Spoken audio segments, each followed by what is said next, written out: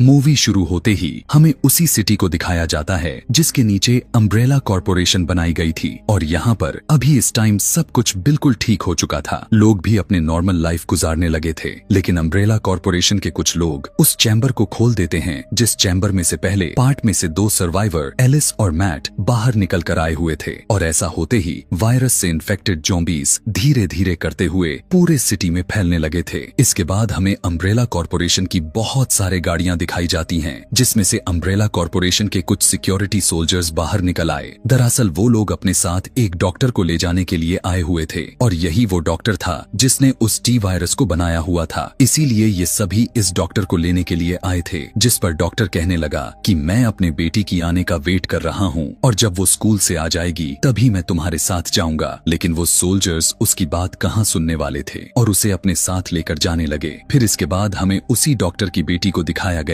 जो कि स्कूल में थी और उसके पास एक क्रिपी सा बैग भी मौजूद था। थोड़ी देर गुजर जाने के बाद पूरे सिटी का सीन दिखाया गया, जहां पर काफी सारे ज़ॉम्बीज लोगों को काट काट कर इन्फेक्टेड करते चले जा रहे थे और वो वायरस काफी तेजी से फैलता जा रहा था और पूरे सिटी के लोगों में हड़कंप मच चुकी थी। सारे लोग बौखला चुके थे, लोग इधर उधर भागने लग चुके थे ताकि खुद को सेफ कर सकें। उसी सिटी के पुलिस स्टेशन में भी ज़ॉम्बीज भर चुके थे और ज़ॉम्बीज वहां के लोगों को इन्फेक्टेड करते चले जा रहे थे कि तभी वहीं पर एक स्ट्रॉन्ग फीमेल सोल्जर जिसका नाम जील था, वो उन सारे ज़ॉम्बीज के सर पर शूट कर करके मारती चली जा रही थी, क्योंकि वो जानती थी कि इन ज़ॉम्बीज के सर पर मारने से ही वो मरेंगे। इसके बाद हमें इस कहानी के पार्ट 1 के लास्ट सीन दिखाया जाता है, जहां पर हम एलिस को देखते हैं जो कि एक स्ट्रेचर पर उसे बांधा गया था। वो वहां से खुद को आजाद करती है और बाहर आ जाती है, जहां पर वो देखती है कि पूरा सिटी अब डिस्ट्रॉय हो चुका है और पूरे शहर की कंडीशन काफी ज्यादा खराब हो चुकी है और जितने भी सर्वाइवर्स बचे हुए थे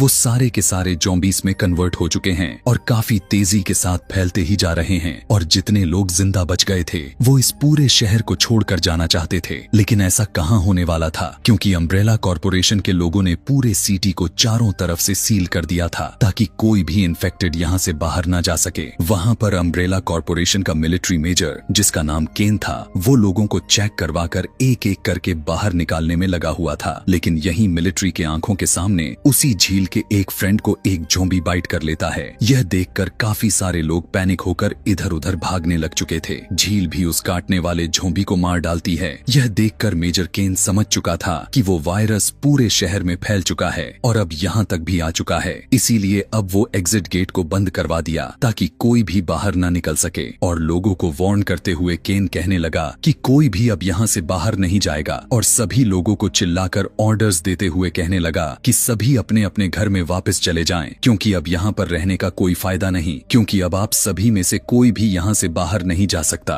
मिलिट्री के लोग शहर के लोगों को धमकी देते हुए कहने लगे कि अगर उन्होंने उनकी बात नहीं मानी और वो यहाँ से नहीं गए तो वो सभी को मजबूरन मारना पड़ जाएगा। उसी टीम में एक हेलीकॉप्टर को भेजा गया जिसमें अम्ब्रेला कॉर्पोरेशन के कुछ सोल्जर्स सवार थे। उसी सोल्जर्स में से एक का नाम ओलिवर था और बाकी उसके टीम मेंबर्स थे कि तभी उन सोल्जर्स को एक बिल्डिंग के ऊपर एक सर्वाइवर लड़की नजर आ जाती है और उसे बचाने के लिए ये सभी हेलीकॉप्टर से सीधा नीचे बिल्डिंग पर उतर जाते हैं और उनमें से ओलिवर आगे बढ़ता है। ओलिवर उस लड़की को ज़ॉम्बीज से बचाने में तो कामयाबी हासिल कर लिया था, लेकिन वो देखता है कि उस लड़की को ज़ॉम्बी ने काट लिया था और अब वो इन्फेक्टेड हो चुकी थी। और जब लड़की भी ऐसा हुआ देखती है तो वो उस बिल्डिंग से कूदकर सुसाइड कर लेती है कि कहीं वो भी एक ज़ॉम्बी में ना कन्वर्ट हो जाए। यह देखकर ओलिवर और उसके साथी काफी अपसेट हुए और वहां से चले जाते हैं। टी वायरस डॉक्टर को मेजर केन के पास लेकर आया जाता है। मेजर केन डॉक्टर से कहने लगा कि आपको यहाँ से चले जाना चाहिए, क्योंकि ये प्लेस आपके लिए बिल्कुल भी सेफ नहीं है और यहाँ पर बहुत ही ज्यादा खतरा है। जिस पर वो डॉक्टर जवाब देने लगा कि मैं अपनी बेटी को लिए बगैर तो यहाँ से कहीं नहीं जाऊंगा। केन कहने लगा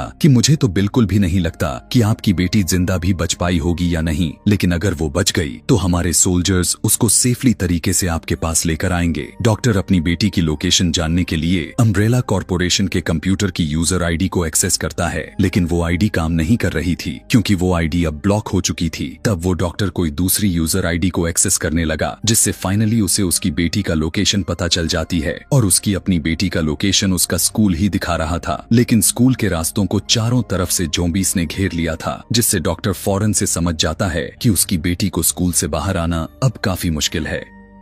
इधर हमें एलिस दिखाई जाती है, जिसको अभी भी कुछ विजन आते जा रहे थे और तभी हमें पता चलता है कि एलिस के बॉडी में काफी ज्यादा मात्रा में वो टी वायरस को इंजेक्ट किया गया था। और हैरान कर देने वाली बात तो यह था कि अभी तक वो कोई ज़ॉम्बी नहीं बनी, लेकिन असल में एलिस के पास कोई ऐसी खूबी मौजूद थी जिसकी वजह से वो इतनी पावरफुल थी और अभी तक ज़ॉम्बी भी नहीं बनी हुई थी। झील के साथ उसके एक फ्रेंड और एक लड़की रिपोर्टर दिखाई गई, जिसके पास एक कैमरा था। वो तीनों सर्वाइवर खुद को सेफ करने के लिए एक चर्च में जाते हैं, जहां पर उन्हें एक और आदमी मिलता है जो नेचर वाइज काफी अजीब दिख रहा था। वो तीनों को अपने गन पॉइंट पर लेते हुए कहने लगा कि इस जगह को मैंने फाइंड की हुई है, तो यहाँ पर सिर्फ मैं ही रहूंगा और तुम लोग यहाँ से चले जाओ। वो तीनों उस आदमी को समझाने की कोशिश करने लग गए कि ये जगह हमारे लिए बिल्कुल सेफ है और हम सेफली सब लोग शांति से रह सकते हैं। उसी टाइम उस चर्च का फादर भी वहाँ पर आ जाता है और उसने वहाँ पर किसी को छुपाया हुआ था। झील पूरे चर्च को चेक करती है, तब उसे पता चलता है